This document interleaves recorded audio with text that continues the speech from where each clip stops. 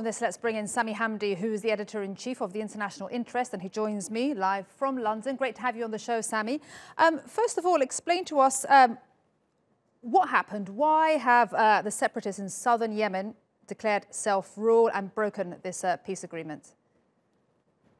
I think this is a direct result of a parallel policy that's been pursued by the UAE, which is in favor of division. The separatists, it's no secret. Everybody knows that they want to establish an independent state. Everybody knows they have no interest in fighting northwards to push the Houthis out of Sana'a, and that they have found international backing for a southern separatist state. And when they look at the UN envoy, who's more interested in a peace deal by any means necessary, irrespective of whether it protects the democratic transition, the separatists believe they have a very real chance. Moreover, the separatists believe that it's not just the UAE that might support them, but the recent announcement actually poses questions for Saudi Arabia, because we have to understand that the internationally recognized government, when the STC made their announcement, the internationally recognized government called on Saudi to condemn the statement. In other words, they did not take for granted that Saudi Arabia would back them. They did not take for granted that Saudi Arabia would support them in this.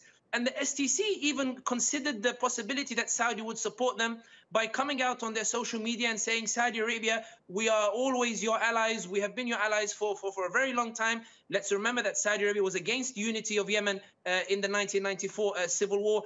In other words, to put it quite simply, the strangest thing about this is not the announcement. Everybody knows STC want independence. The strangest thing is the Saudi response that poses more questions than answers about the future of the internationally recognized government. And why did Saudi Arabia say that self-rule by this separatist movement in the south of Yemen would be a catastrophe?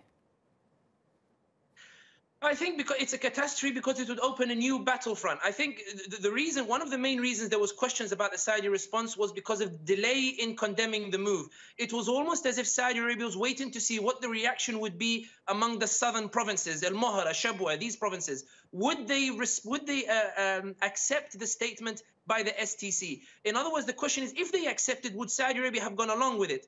The reason that Saudi calls it a catastrophe is that if the southern provinces don't agree with the STC on independence or on a separatist state, or even on their leadership of a separatist state, then that opens a new front, a new battle in southern Yemen. So whereas now they are just fighting the Houthis in the north, it would make the Yemen conflict absolutely impossible for Saudi Arabia to secure anything, whether that's rescuing the internationally recognized government, whether that's driving out the Houthis, or whether that's bringing about a peaceful and political solution. Saudi Arabia has come up with the Riyadh agreement, which is between all of those parties. It wants, at least for now, to see that agreement succeed. And that's why it calls it a catastrophe, because this threatens a civil war in the south of Yemen. And Sami, going back to your first point, you said the separatists had international backing and you saw a real chance of them having their area, their state. Why is that? I think we have to remember that Yemen was unified in 1990. Before then, it was north and south. There are many in the region who believe, wrongly in my opinion, that Yemen is destined to be divided and that we should anticipate that Yemen will be divided. And this is why we see that the UAE is gambling on this. It's anticipating it will divide. Anybody who looks at UAE's Twitter, UAE social media, Dahi Khalfan, Abdul Khaliq, Abdullah, some of these other prominent experts are all saying that, listen, Yemen was never united. We should back its division and we should respect these southerners' desire for independence. So we have to remember that when we're talking about this division of Yemen, it's not a new phenomenon. These people genuinely believe it.